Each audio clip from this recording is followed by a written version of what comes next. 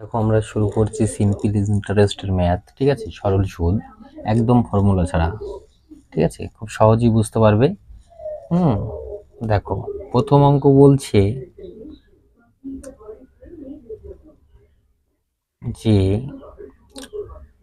অনিকেত 25,000 টাকাকে দুই ভাগে ভাগ করে দুটি আলাদা ব্যাংকে 15% এবং 18% হারে জমা রাখেন।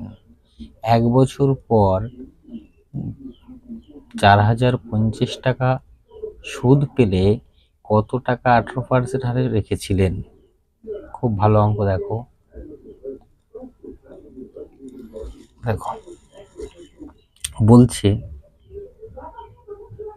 তাহলে আমরা বের করে নেবো 25,000 টাকার কি বের করবো? 25,000 টাকার মানে সুদের পার্সেন্টেজটা দেখো। 25,000 টাকার হচ্ছে সুদ হচ্ছে 4,050 টাকা। বার্ষিক করতে গেলে 100 দিয়ে গুণ করবো, করলাম, দুটো কাটা যাচ্ছে। আবার এটা দেখো, 5 পাঁচা 25, 5 আটা 40, 5 আটা 40, 5 অক্ষে 5, কত হচ্ছে? 81/5 বুঝতে পারলাম। দেখো এবার বলছে একটা আছে দেখো 15%, আর একটা আছে 18%।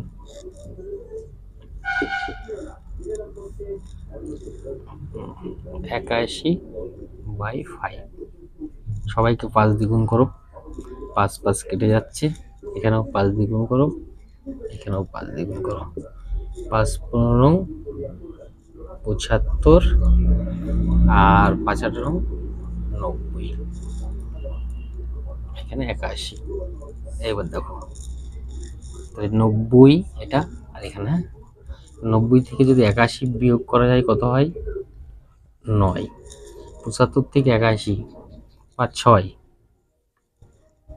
81 থেকে 75 হলো। এইবার কি বলছে? 9:6 হচ্ছে, তাহলে কাটো, 3 3 9, 3 2 6। বলছে যে 18% জমা রেখেছিলেন। কত টাকা 18% হিসাবে জমা রেখেছিলেন? 18% হিসাবে কত টাকা হবে? 18% এটা ডান দিকেরটা, তাহলে 25,000 টাকা। 25,000 গুণ 2/5, 5 পাঁচা 25, 3টে শূন্য, 5 দুগুণি 10,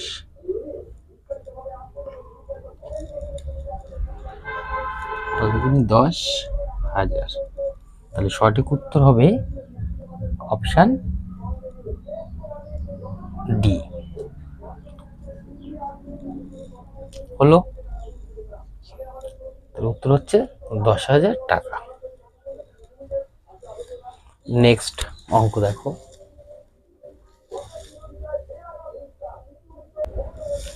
দেখো পরের অঙ্ক শুরু করছি। বলছে ব্যাংকে টাকা রাখলে প্রথম 2 বছর 6%, পরবর্তী 5 বছর 9% হারে এবং বাকি সময় 13% হারে সুদ পাওয়া যায়।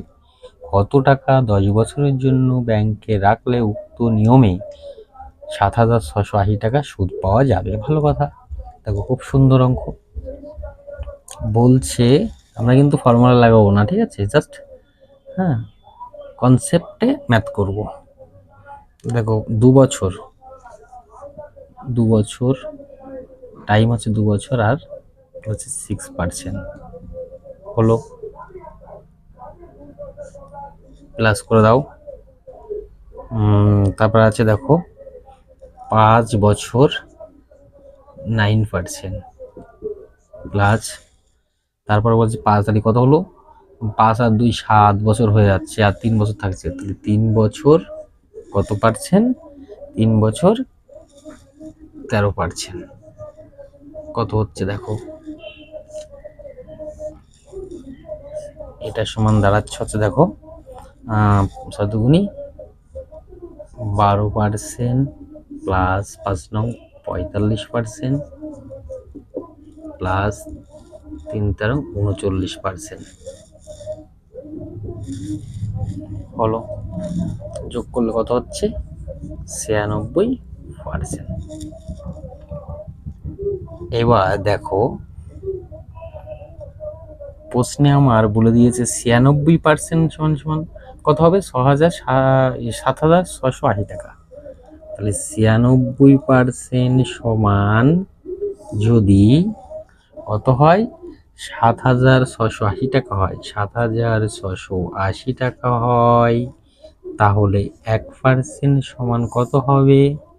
1% সমান হবে 7,680 বাই 96%, আর 100% আসলে বের করতে বলেছে 100% সমান কত হবে? 100% সমান কত হবে? গুণ 100% বাই 96% হলো। দেখো কাটাকাটি করো, 8 বাদ দাও, 8 80, তাহলে কত হলো? পার্সেন্ট কেটে যাচ্ছে, ঠিক আছে? তাহলে হচ্ছে এখানে 8, 1টা 2টো 3টে শূন্য, 8,000 টাকা। তাহলে অপশান বিতে সঠিক অ্যান্সার বসে আছে। ঠিক আছে, বুঝতে পারছো তো? এইভাবে অঙ্ক শিখবো, কোনো ফর্মুলা লাগাবো না। পরের অঙ্ক দেখো,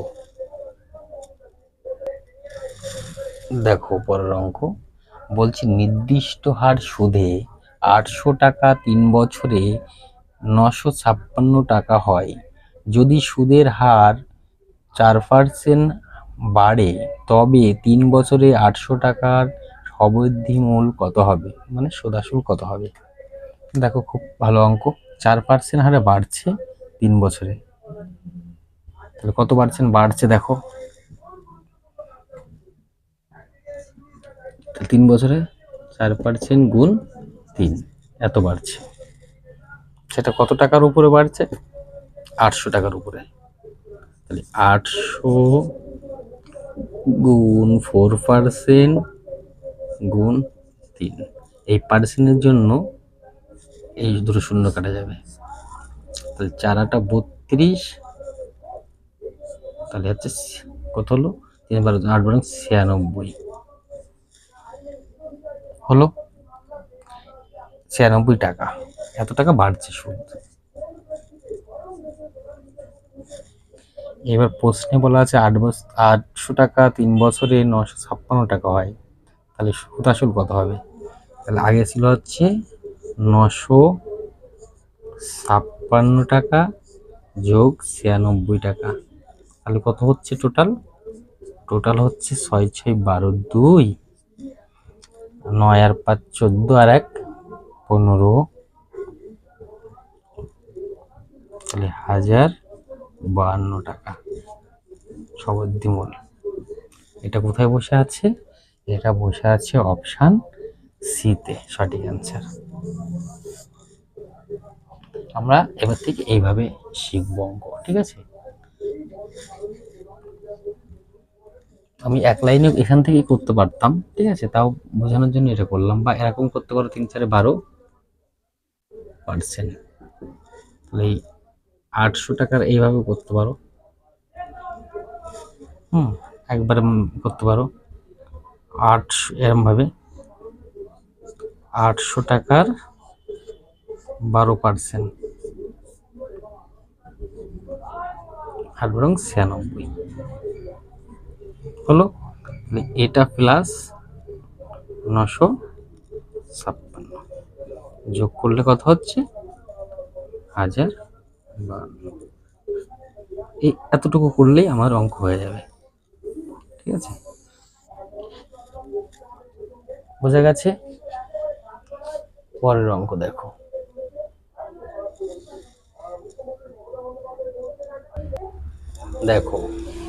নেক্সট অঙ্ক দেখো, বলছে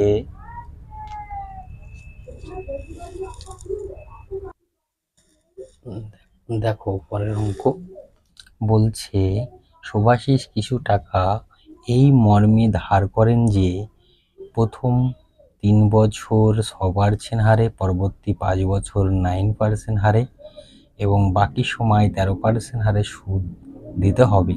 সে যদি 11 বছরের শেষে 8,160 টাকা সুদ দেয় তবে মোট ঋণের পরিমাণ কত? দেখো, কোনো ফর্মুলা লাগবে না, একদম কনসেপ্ট দিয়ে বুঝিয়ে দিচ্ছি, ঠিক আছে? 3 বছর গুণ কত পার্সেন্ট বলেছে? 100%। যোগ করো। তারপরে বলছে 5 বছর 9%। তারপরে বলছে ধর বাকি আছে 5 আর 3 8 9 10 11, 3 বছর 13%। কত হচ্ছে? 3 6 18%, 5 9 45%, 3 13 39%। টোটাল যোগ করলে কত হচ্ছে?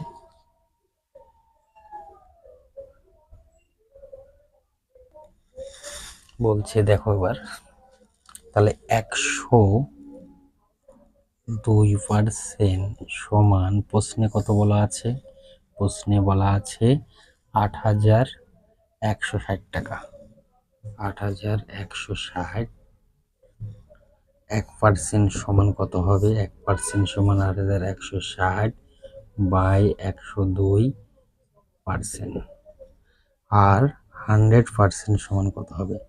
100% মানে আসল বের করতে বলেছে, তাহলে 81 গুণ 102% গুণ 100%। পার্সেন্ট কেটে দাও, 8 দাও 80, তাহলে উত্তর হচ্ছে 8,000। কোথায় বসে আছে? দেখো, অপশান সিতে বসে আছে সঠিক অ্যান্সার। সঠিক অ্যান্সার হবে অপশান সি। আমরা এইভাবে অঙ্ক শিখবো, কোনো ফর্মুলার আমাদের প্রয়োজন নেই, ঠিক আছে? এই কনসেপ্টে অঙ্ক শেখো, কখনো ভুলবে না, ঠিক আছে? কোনো ফর্মুলা মনে রাখার দরকার নেই। নেক্সট অঙ্কের পরের অঙ্ক কি বলছে দেখো, বলছে একই হার সুদে 1200 টাকার 5 বছরের সুদ এবং 1500 টাকার 6 বছরের সুদের সমষ্টি 1200 টাকা হলে সুদের হার কত? তাহলে দেখো, 1200 টাকার, তাহলে 5 বছরের সুদ কত হচ্ছে? আর এদিকে হচ্ছে 1500 টাকার 6 বছরের সুদ। 5 বারং 60, 6,000, 6 15 90, মানে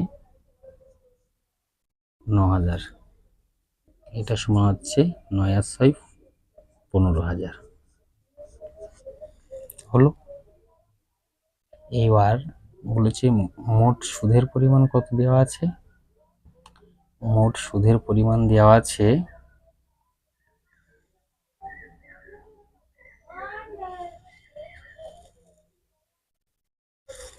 দেখো, প্রশ্নে বলা আছে যে 1200 টাকা টোটাল সুদ, তাহলে 15,000-এর উপর সুদ হচ্ছে 1200 টাকা, কিন্তু আমাদের বেরিয়েছে হচ্ছে 15,000। তাহলে বলছে, প্রশ্ন বলছে যে 1200, তাহলে 15 যদি 1200 হয় তাহলে 100 কত?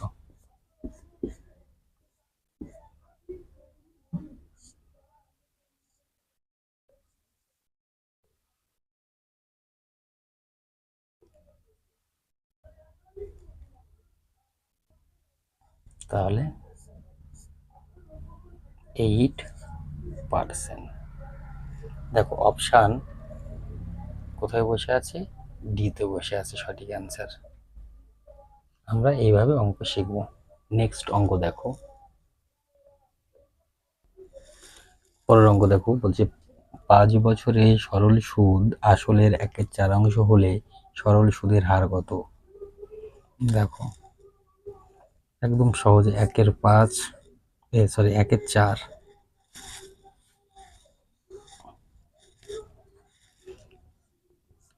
এটা 100 করে নাও, কত হলো? 4 25 100। কিন্তু আমার এত পার্সেন্ট হলো, ঠিক? কিন্তু আমাদের টাইম দেওয়া আছে 5 বছর। তাহলে 25%কে যদি আমরা ওই 5% বছরকে দিয়ে ভাগ করি, 5 5 25, তাহলে সঠিক উত্তর হবে 5%। এই হয়ে গেছে। তো দেখো অপশান বিতে বসে আছে সঠিক অ্যান্সার, না এতে, সরি, এতে বসে আছে সঠিক অ্যান্সার, অপশান এতে। পরের অঙ্ক দেখো।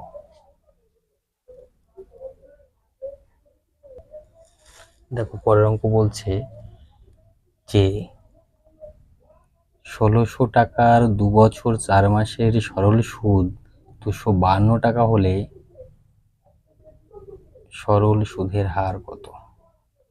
খুব ভালো অঙ্ক। তাহলে লিখে নিই, ২ বছর ৪ মাসকে যদি আমি বছর করি কি হবে? 2 পূর্ণ 4 12, 4 3 4 12, 1 আছে তাই তো, 3 6 7, 6 7 7/3। এবার কি বলছে দেখো,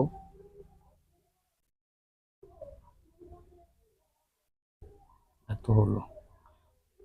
এবার বলেছে এত টাকার আমার সরল কি বের করতে হবে? সুদের হার। তাহলে আমরা সুদের হার যখন বের করব তাহলে কি করব? দেখো তাহলে ১৬০০ টাকায় হচ্ছে সুদ কত? ২৫২ টাকা। ১০০ টাকায় কত? বের করে নাও। ০ ০ ০ ০, ৪ ৪ ১৬, ৪ ছক ২৪, ১ ৪ ছক ২৪, ১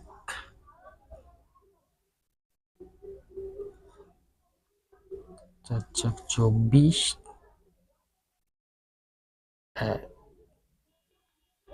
২৪ ১ কত হয়? ৩ ৪ ১২, ৪ ছক ২৪ ও ৬, ৪ ছক ২৪, ৩ 63/4 হলো।